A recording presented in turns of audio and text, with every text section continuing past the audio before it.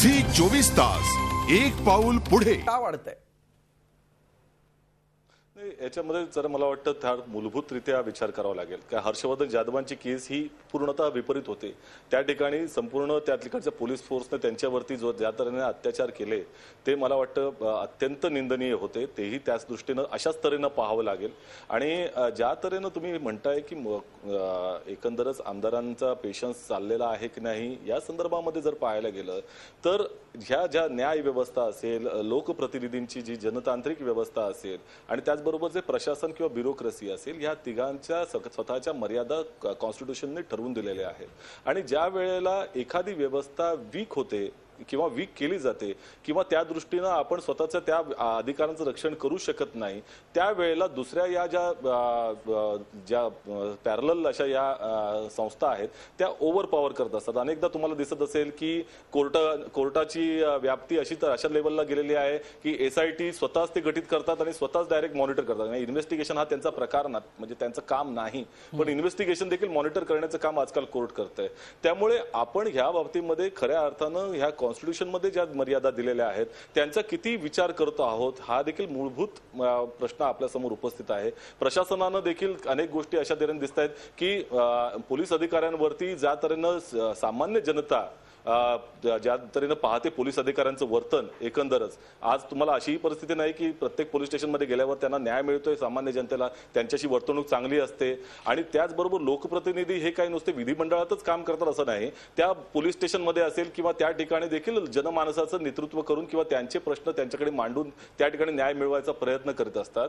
काही लोकप्रतिनिधी निश्चित असतील असे की ज्यांचा खऱ्या अर्थाने बघायला गेलं तर त्यांचा काही आलेख वाईट असेल, परंतु एकंदरच त्या दृष्टीने सगळ्यांनाच तशा तऱ्हेने लेखणं हेही चुकीचं आहे। त्याचबरोबर पोलीस अधिकारी देखील असे असतील परंतु त्या देखील पोलीस अधिकाऱ्यांना देखील अशा तऱ्हेने नेणं चुकीचं आहे। त्यामुळे एकंदरच मला वाटतं एक बर्ड्स आय व्ह्यू घेऊन ह्या दृष्टीनं चांगल्या तऱ्हेनं कशा तऱ्हेने ह्या एकमेकांच्या मधील जो बॅलन्स आहे तो टिकून राहील या दृष्टिकोनातून हे पाहणं अत्यंत आवश्यक आहे। कारण हा जो बॅलन्स तुटला तर ही जी जनभावना आहे मला असं वाटतं 40-50 आमदार ज्या वेळेला एकत्र अशा तऱ्हेने विचार करतात पोलीस फोर्सच्या संदर्भात एका ऑफिसरच्या विरोधात नाही तो हे नाहीये, त्याचा राग नाहीये, पोलीस यंत्रणेविरुद्धचा राग आहे। आणि त्याच वेळेला हर्षवर्धन जाधवांच्या संदर्भामध्ये जर तुम्ही पाहायला गेलं तर पोलीस यंत्रणेचा त्या लोकप्रतिनिधींवरचा राग आहे तो। त्यामुळे हा एक जो भयंकर प्रकार आपल्या समोर दिसतोय त्याला कुठे ना कुठेतरी आपल्याला विचारपूर्वक हे हाताळणी करावे लागेल। बिलकुल सचिनजी, आपल्याबरोबर या चर्चेमध्ये भारतीय जनता पक्षाचे आमदार गिरीश बापट सहभागी झालेले आहेत आणि त्याचबरोबर महाराष्ट्र नवनिर्माण सेनेचे गटनेते बाळा नांदगावकर सुद्धा या चर्चेमध्ये सहभागी झालेले आहेत। तुम्हा दोघांचंही स्वागत या चर्चेमध्ये। नांदगावकरजी, माझा पहिला प्रश्न तुमच्याकडे घेऊन येतो। आज संपूर्ण भर महाराष्ट्र दिवसभर गोंधळलेला आपल्याला बघायला मिळतो। अनेक जणांच्या मनामध्ये गोंधळ आहे। पहिल्यांदा या मारहाणीची बातमी येते, त्यामध्ये 6 आमदारांची नावं येतात, त्यामध्ये तुमच्या पक्षाच्या राम कदमांचं नाव येतं। त्यानंतर राज ठाकरेंची प्रतिक्रिया येते की मनसेचा आमदार असला तरी सुद्धा त्याच्यावर कारवाई करण्यात येईल। त्यानंतर तुमची सुद्धा प्रतिक्रिया आली। त्यानंतर आता राम कदम असं म्हणतात की मी मारहाण केलीच नाही। नेमकं खरं वर्जन काय आहे? तुमच्यापर्यंत काय आलंय? महाराष्ट्राच्या मनात जो गोंधळ आहे तो एकदा दूर करा।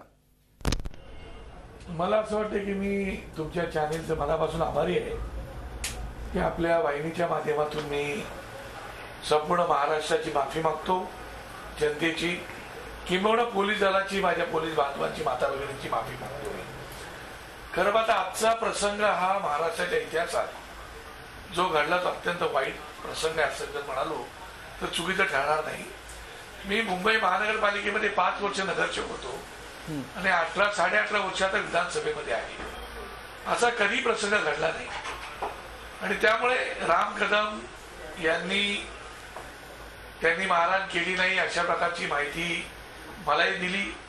खरं बघा, राम कदम यांना मी पक्षाच्या वतीने पत्रही पाठवलंय की नेमकं काय घडलं हे पत्र मी मुद्दाम तुम्हाला दाखवतोय कारण नेमकं काय घडलं याची वस्तुस्थिती आम्हाला कळली पाहिजे। कारण आमच्या मागे तिकडे जाऊन काय झालं, राम कदम यांनी सांगितलं की त्यांनीच आम्हाला धक्काबुक्की केली आणि मग आम्ही त्यांना धक्काबुक्की केली, मी स्वतः पडलो, कारण मी त्याला मारहाण केलेलं असं राम कदमचं मत आहे। पण तू जे CCTV फुटेज आहे त्याच्यात सगळं जे काही ते दिसणार आहे। हे जरी असलं तरी माझ्याची स्पष्ट भूमिका आहे, आमच्या साहेबांनी भूमिका, ज्याला त्यांना ही गोष्ट कळली त्याला त्यांनी अत्यंत व्यथित आणि संतापाने नागपूरहून आपली भूमिका मला सांगायला सांगितली की शासकीय कर्मचारी किंवा पोलीस कर्मचारी हा रस्त्यावर किंवा विधिमंडळामध्ये त्याच्यावरती हात उचलणं अत्यंत चुकीचं आहे. त्याला आम्ही कधीच समर्थन करू शकत नाही. ती अत्यंत चुकीची गोष्ट आहे. आणि जर अशा प्रकारचे कृत्य कोणी केलं असेल तर त्याच्यावर कडक कारवाई विधिमंडळाच्या अध्यक्षांनी करायला पाहिजे, जेणेकरून असा कधी प्रकार भविष्यात घडणार नाही. अगदी मात्र हा जरी भाग असला हो बोला मात्र नांदगावकर सर, राम कदम असं म्हणतायत की माझ्यावर मनसेचे संस्कार आहेत, त्याच्यामुळे माझ्या हातून असं कुठलंही कृत्य घडणार नाही याचा राजसाहेबांना सुद्धा विश्वास आहे आणि त्याच्यामुळे मनसेच्या आमदाराकडून असं कृत्य होणं शक्य नाहीये. अशा परिस्थितीमध्ये तुम्ही राम कदमांवर विश्वास का ठेवत नाहीये? नाही, मला असं वाटतं की आमच्या आमदारावरती आमचा विश्वास आहे, त्याविषयी काय मला म्हणायचंच नाही.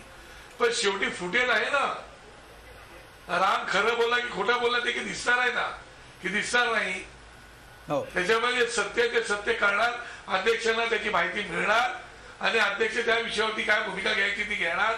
जी भूमिका अध्यक्ष घेतील त्या भूमिकेचं आम्ही स्वागतच करणार. हा विषय जरी असला तरी सुद्धा विधिमंडळामध्ये सातत्याने अशा प्रकारचे हक्कभंग विशेषाधिकार भंगाचे का प्रस्ताव येतात याचा सुद्धा विचार करण्याची आवश्यकता आहे. याचा अर्थ काही अधिकारी हे आमदारांना सन्मानाची वागणूक देत नाही आणि याची जाणीव विधिमंडळाच्या सगळ्याच आमदारांसहित उत्तर मीडियासहित सन्मान अध्यक्षांनाही आहे. आणि म्हणून आमदार चिडलेले असतात, संतापलेले असतात.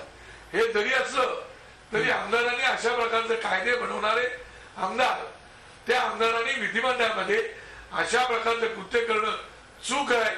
आणि म्हणून ज्या अधिकाऱ्यांनी चूक केले त्या अधिकाऱ्यावरती तर कारवाई झालीच पाहिजे. परंतु ज्या आमदारांनी अशा प्रकारचे कृत्य केले ते आमचे जरी आमदार असले तरी त्यांच्यावरही लोकशाहीच्या मार्गाने कारवाई झाली पाहिजे. अगदी बरोबर आहे, आम्हाला काही म्हणायचं नाही. अगदी मात्र नांदगावकर सर, जर पक्षाचे संस्कार सगळ्याच आमदारांवर आहेत, सगळ्याच पक्षाच्या आमदारांची याच्यामध्ये नावं आहेत, असं असताना हे पक्षाचे संस्कार अशा वेळी कामी का येत नाही? म्हणजे हा संपूर्ण प्रकार तुम्हालाही माहिती असेल, तुमच्या इतरही अनेक आमदारांना माहिती असेल, फक्त राम कदमांनाच का राग येतो? राम कदमच का त्या ठिकाणी जातात? राम कदमांबरोबरच हा सगळा प्रकार का घडतो? मला असं वाटतं की एखादा आमदार त्याला संताप आला, राग आला, चीड आली एखाद्या विषयावरती, तर तो जाऊन जर काय बाहेर करत असेल तरी काय पक्षाची पॉलिसी नसते ना, ह्यात पक्षाची काही चूक नसते. तो आमदार त्याला तशा प्रकारची भूमिका घेतो. मी त्याला विचारणार आहे तू केलंच का? त्याने मला सांगितलं की मी काही साहेब केलेलं नाही, माझ्यावर गरज नसताना आक्षेप येतोय, अशी त्याची भूमिका होती. तरी पण मी त्याला पत्र दिलं तर यात सत्य काय त्याचं लेखी स्वरूपात आम्हाला कळलं पाहिजे. आणि म्हणून पक्षाचे संस्कार हा जरी भाग काही असला, रामनी काही जरी सांगितलेलं असलं तरी जे सत्य आहे ते काही लपून राहणार नाही, सत्य समोर येणार आहे. आणि चूक असेल तर ती चूकच आहे, त्याला पक्ष कधी पाठीशी घालणार नाही, पाठिंबा देणार नाही, समर्थन करणार नाही. शेवटी पोलीस दल आणि शासकीय कर्मचारी यांना सोबतच घेऊन या महाराष्ट्रामध्ये आपल्याला काम करायचं आहे. तेव्हा माझ्या सहित सगळ्या लोकप्रतिनिधींनी या गोष्टीचा विचार करायला पाहिजे की आपण कायदा बनवतो आणि ते कायद्याची अंमलबजावणी करणारे असतात. तुमच्या आणि आमच्या दोघांची ही लोकशाहीची दोन चाकं आहेत. ह्या दोन चाकांनी लोकशाहीचा जगन्नाथाचा रथ खेचायचा, हा जगन्नाथाचा रथ खेचायचा आहे असं तुम्ही म्हणताय. बिलकुल. आपल्याबरोबर गिरीश बापट आहेत, भाजपचे आमदार. गिरीशजी, तुम्ही गेल्या अनेक वर्षांपासून विधिमंडळाचं कामकाज जवळून पाहता, तुम्ही त्याच्यामध्ये सहभागी आहात. किंबहुना तुम्हीच बोलला होतात की ही तुमची कदाचित शेवटची टर्म असेल राज्यातली, यानंतर पुढच्या विधानसभेच्या निवडणुका तुम्ही लढवणार नाही, इतक्या वर्षांचा तुमचा अनुभव आहे. अशा परिस्थितीत हा प्रकार पहिल्यांदाच घडलाय का? हा, माझ्या तरी पाण्यामध्ये मागच्या 15-20 वर्षामध्ये हा प्रकार पहिल्यांदा घडला. हा अत्यंत दुर्दैवी आहे. मला असं वाटतं की आम्ही लोकांच्या पुढे आदर्श असलं पाहिजे. झी 24 तास, एक पाऊल पुढे.